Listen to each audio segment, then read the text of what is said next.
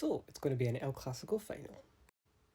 So Barcelona beat Atletico 1-0 in the semi-finals in the second leg of the Copa del Rey, the only goal from Ferran Torres, and we went through 5-4 overall in aggregate. Now the game wasn't as exciting as the first one.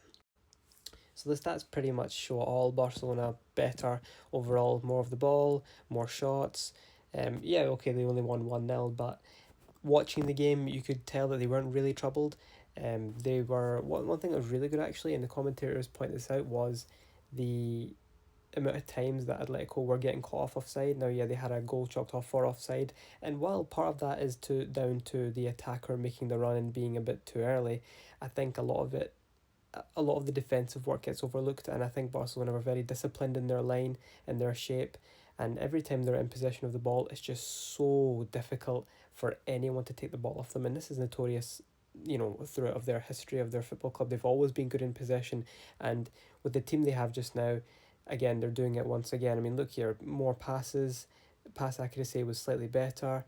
They were fouling, they had less yellow cards, albeit for their fouls. I think the referee was quickly on the bad side of all the Atletico fans, with the kind of early booking decision against Azpilicueta. Now, watching that challenge, I don't think there can be any arguments. I mean, let's be honest, it was quite dangerous, and had it been a bit more concrete, the contact and slightly higher up, he probably may have got sent off.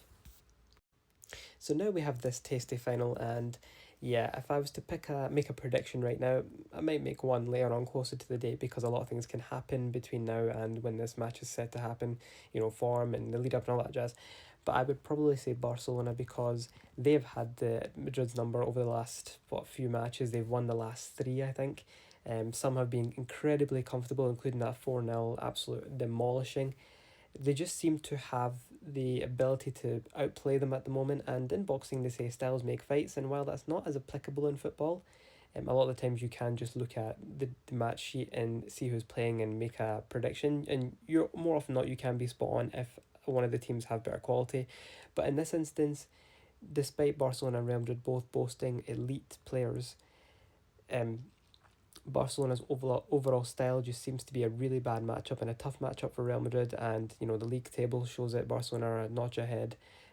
But even if the point differential isn't that big, as I said, if you look at the head-to-head, Barcelona clearly know how to play, and Hansi Flick has got his group of young talent playing extremely well, and yeah, it'll be a good final, but I think a lot of it will be dependent on how Real Madrid come into it, because I think Barcelona will come into it strong, but I think it's all about Madrid.